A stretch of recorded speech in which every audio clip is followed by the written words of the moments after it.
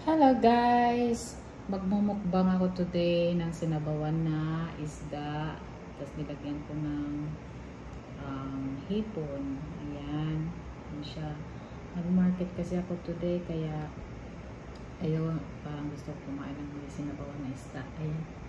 Share ko lang sa inyo na sana magustuhan nyo at ano rin, kumain kayo ng sinabawan. Ayan yung kanin, yung ano natin, sasawa na may sili.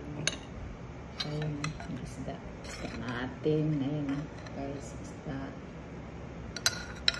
Kasi ang sarap, ano kumain ng may sabaw, humigop ng sabaw yun. Lagay ko siya ng tanglad. Ayan, di ba? Refreshing yun. Tsaka, anong, itong tawag nito. Cilantro. Ayan. Tapos lagyan ko ng gulay. Ayan yung gulay. Sabaw natin, di ba? Lagyan ko ng mga herbs yan. Fresh herbs. Gulay. Tapos yung paglalabas natin. Okay. Watermelon. Tapos yung tea natin mamaya. See? So, ayun na guys. Simulan na natin yung mukbang natin. So, ayan, samahan nyo ko. Kain tayo ng lunch. Kung maubos ko ito Let's go guys. Ayan yung kanin ko. Simulan ko sa ayan, sabaw. Higit tayo ng sabaw.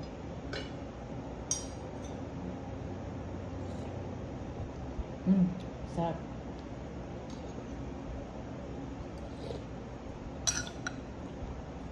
Tapos, yung gulay. Ayan o, Chinese cabbage siya. Lalagyan ko ng ano, ng sasawa.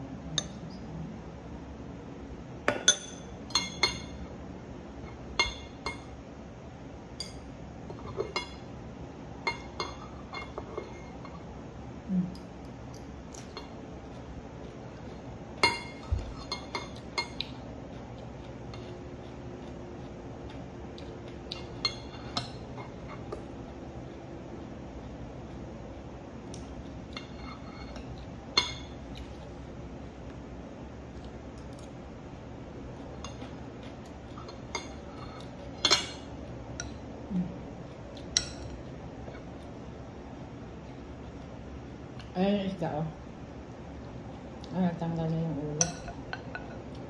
Ayan yung ulo. Ayan na.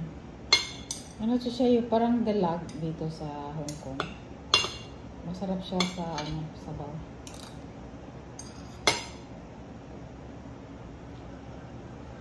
Basta ano lang.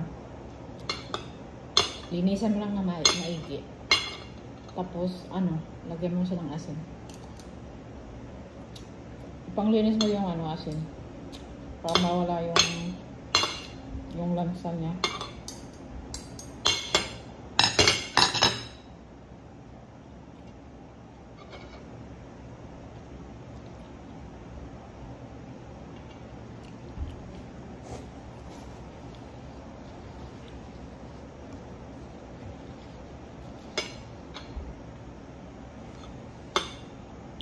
Kasi pag hindi mo siya gamitan ng asin ng panlinis, ano pa rin yung malansa.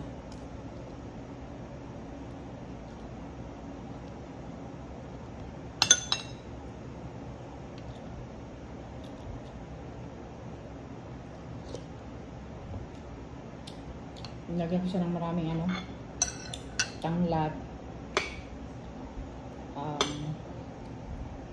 luya, coriander, cilantro ba yun?